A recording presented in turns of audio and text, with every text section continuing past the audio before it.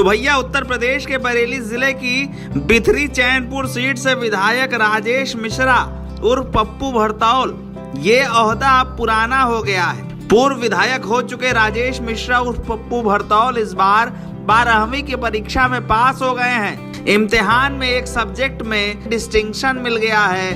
आप देखिए मार्कशीट 57, 47, 42 और 36 नंबर इसके अलावा भी मिले हैं। पप्पू भरतौल 12 में पास हो गए हैं। यूपी बोर्ड की जिस परीक्षा में इस बार नए छोटे छोटे बच्चे पास हुए, 55 साल के पप्पू भरतौल भी उसी परीक्षा में पास हुए।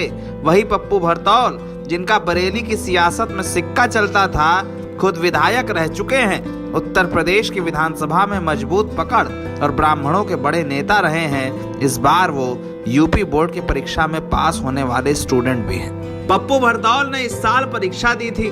सब्जेक्ट थे Hindi, civics, education, drawing design और सोशियोलॉजी। समाज शास्त्र विधायक जी से ज्यादा कौन जानता, इसलिए विधायक जी को मिले समाज शास्त्र में कुल 81 नंबर और 81 के आगे लग गया डी यानी डिस्टिंक्शन, विशेष योग्यता। अब विधायक जी से ज्यादा विशेष योग्यता किसकी होती, लेकिन पास होने पर विधायक जी ने मिठाई जरूर बंटवाई है। पप्पू भरतौल बीते दिनों एक दूसरे मामले के कारण चर्चा में थे। उसका जिक्र करना जरूरी नहीं है, लेकिन जरूरी इस बात को समझना है कि पप्पू भरतौल ने विधायक रहने के बाद ये समझा कि परीक्षा का महत्व कितना है पढ़ाई का, और अब वो कहते हैं हम वकील बनना चाहते हैं। विधायक जी आज इंटर का रिजल्ट आया है, आपने इंटर पास किया है, क्या कहना है, किस तरह से तैयारी की थी, किस तरह से?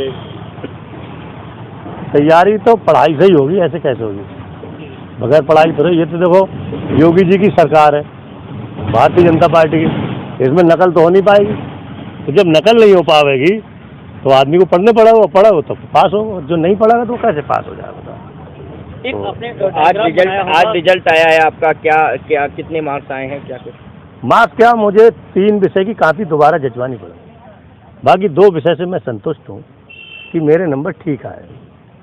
तो मैं कल उनके पास जाऊंगा जो सचिव में बरेली में बैठते हैं कि भाई मेरी कॉपी, मेरा निवेदन है, कहीं भूल चूक या तुष्टि हुई है इसलिए मेरी कॉपी जांच दो, बाकी तो मैं पास हो गया।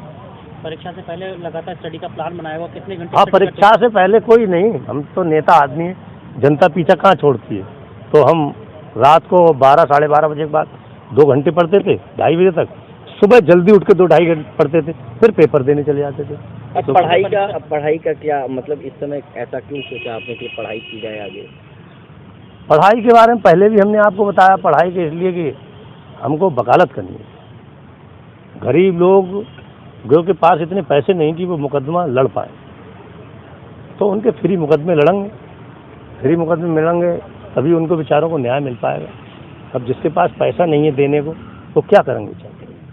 तो बस यही सोचा हमने कि भाई पढ़ाई कर लेते हैं, LLB कर लेंगे, लोगों की मदद करेंगे। इतने टाइम बाद इंटर की परीक्षा पास की, आपने एग्जाम दिए थे, कैसा लग रहा है आज आप?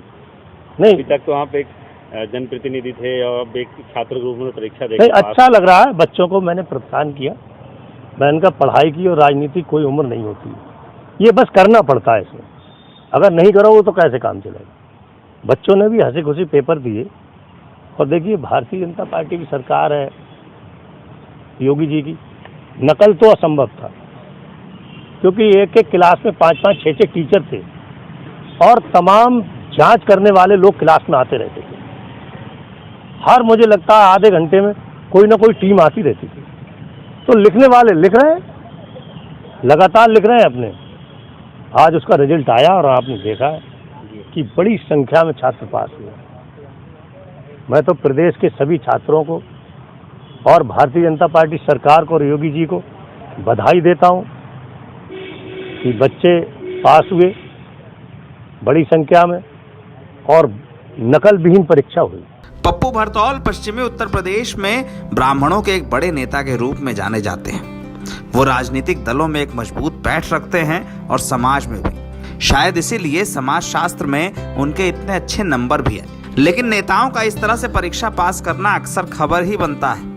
याद करिए हरियाणा के एक पूर्व मुख्यमंत्री को, जिन्होंने जेल में अपनी सजा के दौरान परीक्षा पास की थी और वो भी 10वीं की। उस पर एक पिक्चर बनी थी, शायद हो सकता है पप्पू भरतौल पर भी बने। नेताओं का पढ़ना लिखना जरूरी है, ये बात सब जानते हैं। पप्पू भरतौल ने इसकी मिसाल जरूर पेश की है।